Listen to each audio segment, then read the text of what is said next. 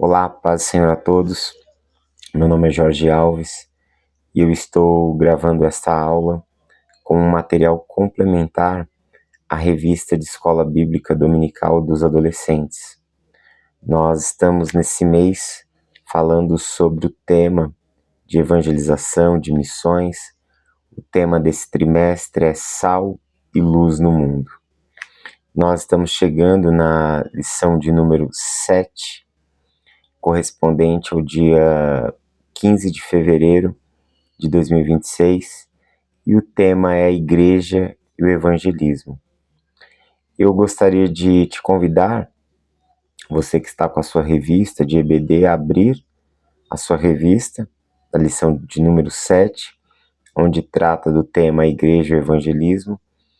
Ou, se você tem uma Bíblia em mãos, gostaria que você abrisse a sua Bíblia no capítulo 4 de Atos dos Apóstolos. Nós vamos ler Atos dos Apóstolos, capítulo 4, a partir do verso 4. Vamos à leitura? Diz assim, Atos, capítulo 4, verso 4, diz: Muitos, porém, dos que ouviram a palavra creram, e chegou o número desses homens a quase 5.000. Agora vamos para o verso 7, que vai dizer assim: E pondo-os no meio, perguntaram com que poder ou em nome de quem fizeram isso. Verso 8. Então Pedro, cheio do Espírito Santo, lhes disse: Principais do povo e vós, anciãos de Israel, visto que hoje somos interrogados acerca do benefício feito a um homem enfermo e do modo como foi curado, seja conhecido de vós e de todo o povo de Israel, que em nome de Jesus Cristo, o Nazareno, aquele a quem vós crucificastes e a quem Deus ressuscitou dos mortos, em nome desse é que este está são diante de vós. Verso 11. Ele é a pedra que foi rejeitada por vós, os edificadores, a qual foi posta por cabeça de esquina. E em nenhum outro há salvação, porque também debaixo do céu nenhum outro nome há dado entre os homens, pelo qual devamos ser salvos. Verso 13. Então eles, vendo a ousadia de Pedro e João, informados de que eram homens sem letras e indoutos, se maravilharam e tinham conhecimento de que eles haviam estado com Jesus. Verso 14. E vendo estar com eles o homem que fora curado, nada tinha a dizer em contrário. Todavia, mandando-os sair fora do conselho, conferenciaram entre si, dizendo: Que havemos de fazer esses homens? Porque todos os que habitam em Jerusalém é manifesto que por eles foi feito um sinal notório, e não podemos negar. Mas para que não se divulguem mais entre o povo, ameacemo-os para que não falem mais nesse nome a homem algum. E chamando-os, disseram-lhes que absolutamente não falassem, nem ensinassem no nome de Jesus. Respondendo, porém, Pedro e João lhes disseram: Julgai vós se é justo diante de Deus, ouvir-vos antes a vós do que a Deus. Verso 20. Porque não podemos deixar de falar do que temos visto e ouvido. Então, esse é o tema da aula de hoje, que é o tema da evangelização. E a evangelização, ela implica em transmitir, em espalhar a boa notícia da salvação que se dá por meio de Cristo para as pessoas. A palavra evangelho, ela no início, na época dos filósofos, na Grécia Antiga, era a palavra evangelho na língua portuguesa é a tradução da palavra euangelion no grego. E euangelion era normalmente o dinheiro que se dava para um carteiro, para um mensageiro. Era o dinheiro que se pagava para alguém entregar, levar uma notícia, levar uma carta, levar um documento. Com o passar do tempo, essa palavra euangelion passou a se tornar o próprio mensageiro, a própria missão do mensageiro, porque quando ele estava levando uma carta, uma notícia, ele estava trazendo boas novas, né? Ele estava trazendo uma notícia nova, uma novidade, algo que as pessoas talvez ou estivessem esperando ou até mesmo desconhecessem. E aí no Novo Testamento esse é o termo que foi usado para transmissão da mensagem acerca do que Deus está fazendo por meio de Cristo. Evangelion se torna a mensagem das boas novas. Evangelion, ou Evangelho, como foi traduzido, né, para a nossa língua portuguesa, é a notícia, é a transmissão da notícia de que Deus está reconciliando o mundo consigo, de que Deus está trazendo pessoas à sua presença por meio da morte e da ressurreição de Jesus. Então, pregar o Evangelho se torna uma própria ordem direta de Jesus.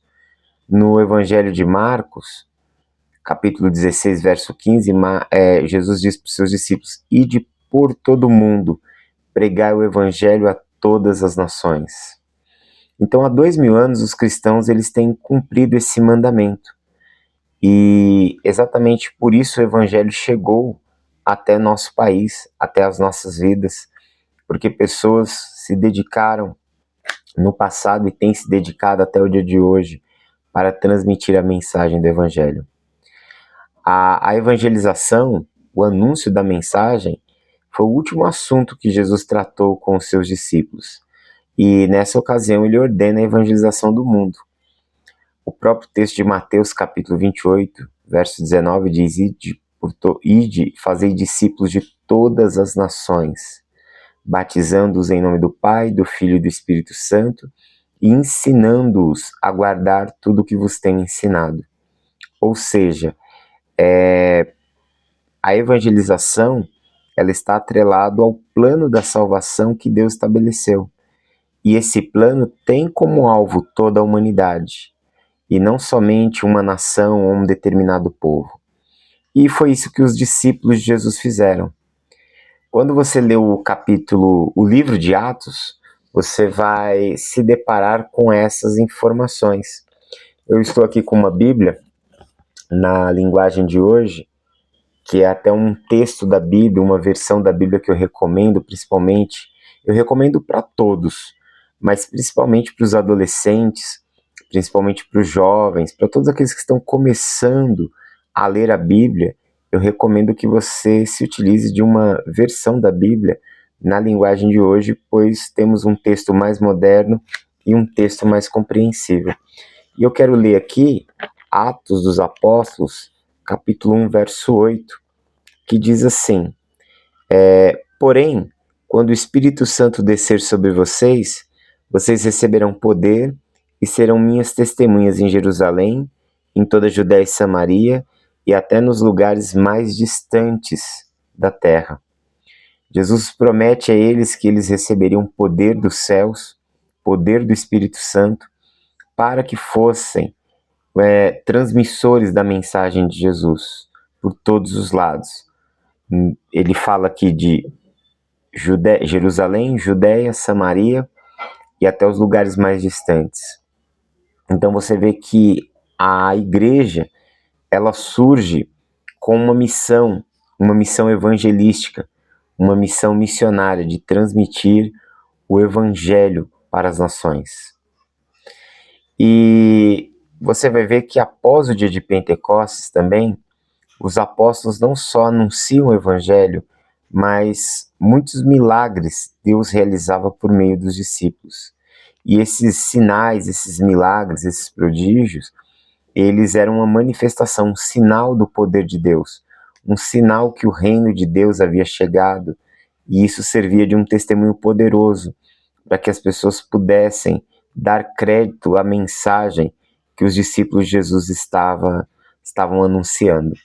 Bom, partindo desse ponto, nós precisamos ver como se dá o início da evangelização. Nós lemos um texto aqui no capítulo 4, que é o desdobramento de uma cena que começa lá no capítulo 2. E aí eu gostaria de, mais uma vez, ler a Bíblia com você, lá no capítulo 3, de uma cena que começa no capítulo 3. O texto que nós lemos em sala é a consequência de um milagre que acontece no capítulo 3, e eu quero te convidar a ler comigo o capítulo 3, onde o texto vai dizer assim: Certo dia de tarde, Pedro e João estavam indo ao templo para a oração das 3 horas. Estava ali um homem que tinha nascido coxo. Todos os dias ele era levado para um dos portões do templo, chamado Portão Formoso, a fim de pedir esmolas às pessoas que entravam no pátio do templo. Quando o coxo viu Pedro e João entrando, pediu uma esmola. Eles olharam firmemente para ele e Pedro disse: Olhe para nós. O homem olhou para eles, esperando receber alguma coisa, então Pedro disse: Não tenho nenhum dinheiro, mas o que eu tenho eu lhe dou. Pelo poder do nome de Jesus Cristo de Nazaré, levante-se e ande.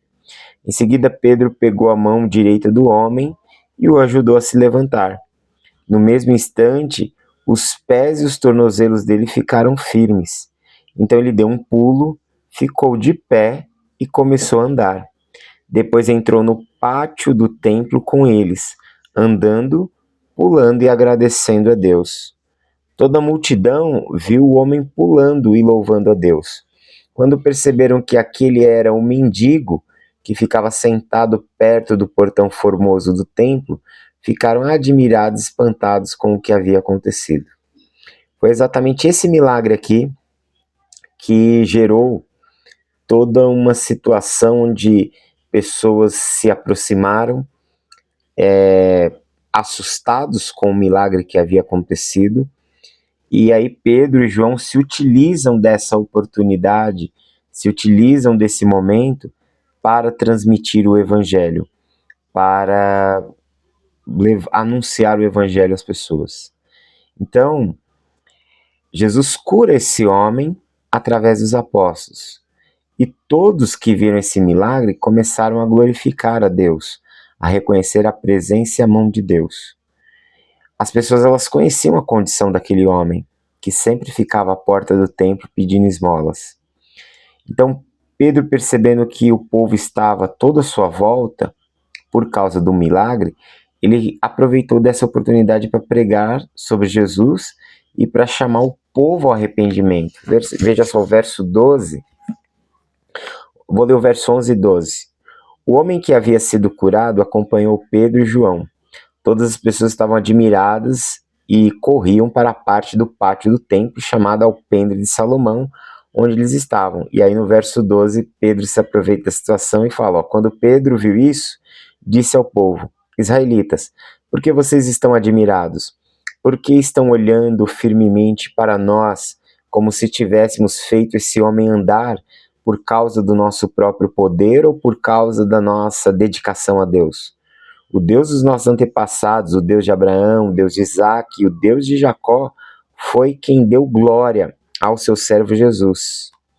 Veja só, ele já se aproveita e começa a anunciar Jesus. Lá no verso 19, ele conclui a mensagem, que ele começa aqui no verso 13, dizendo: Portanto, arrependam-se e voltem para Deus, a fim de que ele perdoe os pecados de vocês. E a pregação de Pedro, nesse dia, ela foi interrompida com a chegada dos sacerdotes, do capitão do templo e dos saduceus. Eles queriam prendê-los, eles queriam fazer com que essa mensagem acerca de Jesus fosse calada, porque sempre haverá oposições em relação à transmissão do evangelho.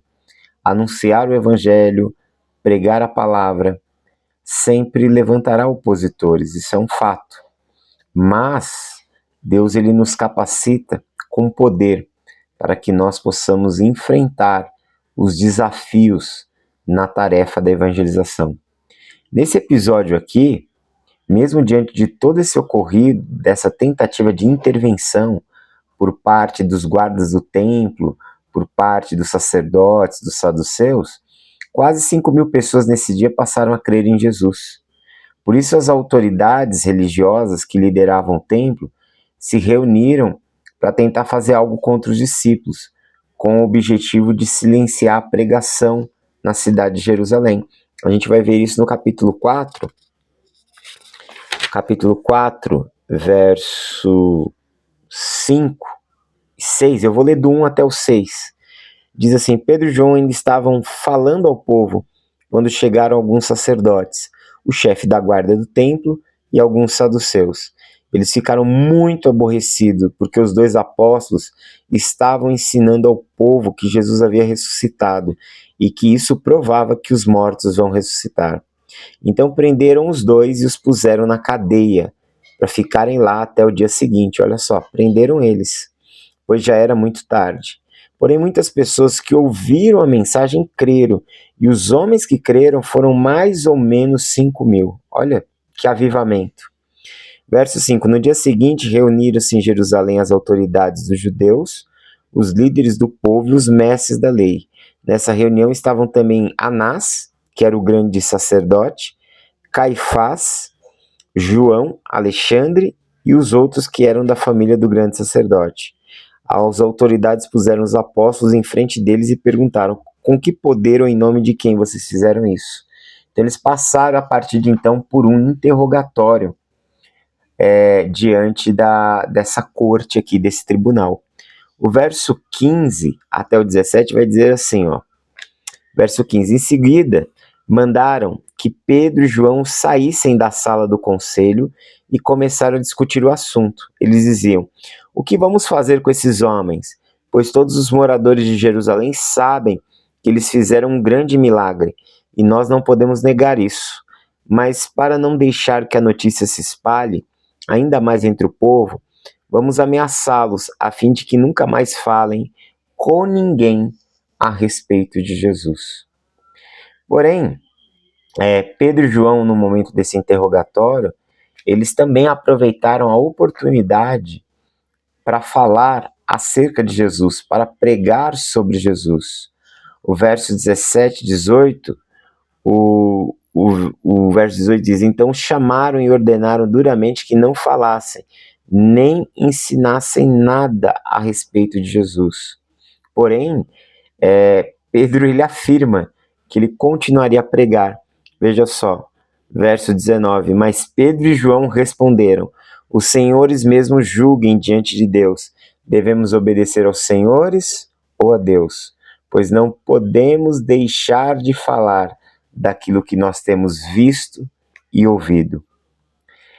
E com isso, né, eles acabaram sendo soltos e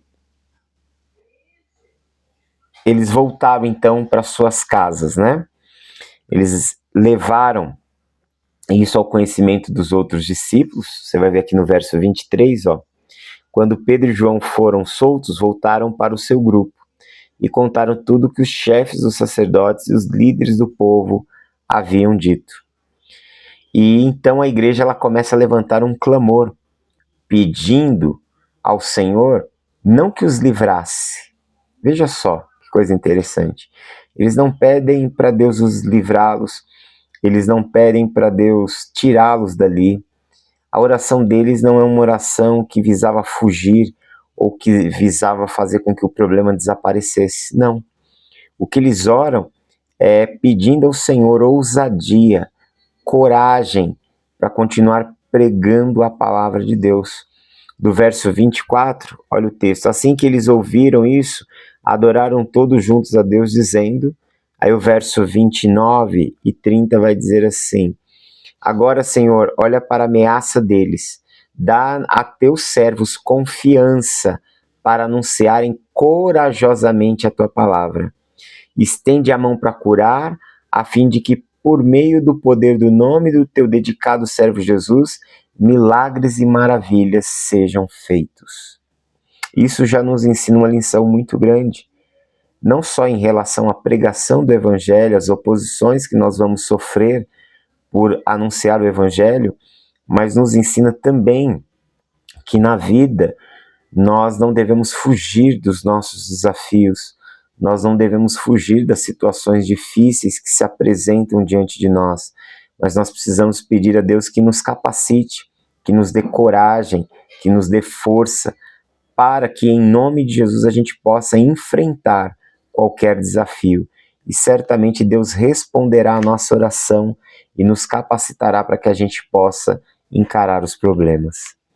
E assim, com isso, os discípulos de Jesus, eles continuaram a pregar o evangelho, mesmo diante das dificuldades, das oposições políticas, das proibições, das perseguições. Eles não pararam de pregar a palavra cumprindo o mandamento de Jesus, que era ir por todo mundo pregar o evangelho a toda criatura.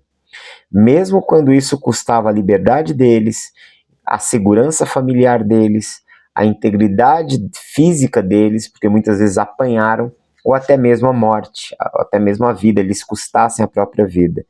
Eles não se calaram, porque eles eram testemunhas do Senhor Jesus, e eles sabiam que as pessoas precisavam ouvir a mensagem de salvação. E é exatamente por causa desses irmãos que foram fiéis a Jesus, fiéis à vocação, fiéis ao chamado de Deus. O cristianismo se espalhou por todo o Império Romano, não só Jerusalém, não só Judéia, mas Samaria, mas por todo o mundo daquela época. E com isso esse evangelho foi sendo preservado por homens e mulheres que lutaram bravamente com as suas próprias vidas para que o evangelho fosse anunciado. E hoje nós somos o fruto desse penoso trabalho desses servos de Deus. E aí nos vem a pergunta, então, por que nós devemos evangelizar? Exatamente, nós devemos evangelizar porque nós recebemos a dádiva da salvação. Imagine que se você estivesse vivendo aqui um momento na sua vida, que você recebesse uma alegria muito grande, um presente muito grande. Se você, eu acredito que essa seja uma experiência até que você já teve, de ter uma alegria muito grande, de receber algo que te fez muito feliz, e aí você quis compartilhar com outras pessoas, com o pai, com a mãe, com o irmão, com os amigos, você quis compartilhar aquela alegria, aquilo que você estava vivenciando. Por que você fez isso? Você fez isso porque a alegria, o fato de você estar vivendo aquela dádiva, você viveu aquela experiência e ela foi na sua vida como um presente, como uma dádiva, algo que trouxe alegria ou que trouxe mudança em algum aspecto da sua vida, e você quis compartilhar a sua alegria, você quis compartilhar a sua felicidade. E aí vem a pergunta: qual maior felicidade ou alegria nós podemos ter em nossa vida do que alcançar a salvação? A salvação é um presente de Deus para nós, do qual nós não somos merecedores, e Deus, em seu amor, ele resolve nos doar esse presente. Nós evangelizamos, e nós deveríamos ou devemos evangelizar com esse mesmo sentimento de alegria, de gratidão, de alguém que recebe o maior e o melhor presente. A responsabilidade da evangelização, ela continua nos dias de hoje. Não podemos nos esquivar dessa missão. Muitas vezes, nós olhamos para as nossas atividades, para a nossa vida, e acabamos pensando que a gente não tem tempo, que estamos muito ocupados, ou algumas pessoas até mesmo que se acham tímidas, acham que não são capazes. Mas a gente precisa lembrar que antes de qualquer coisa, anunciar o evangelho, levar o evangelho é um mandato, é uma ordem de Jesus. Então, nós precisamos levar o evangelho porque as pessoas que estão sem Jesus, elas estão perdidas, elas estão perecendo. Aquele que está sem Cristo poderá viver uma vida de condenação. E essas pessoas, muitas delas precisam de orientação espiritual, elas querem de repente uma mudança também, mas não sabem partir de onde começar. Então, nós temos visto que milhares de famílias, de vidas têm sido destruídas no mundo. E aqueles que morrem sem Jesus, eles estão condenados. Por isso a evangelização, ela é crucial. Ao conhecer Jesus, uma pessoa encontra salvação, encontra perdão, encontra restauração sobre a sua vida.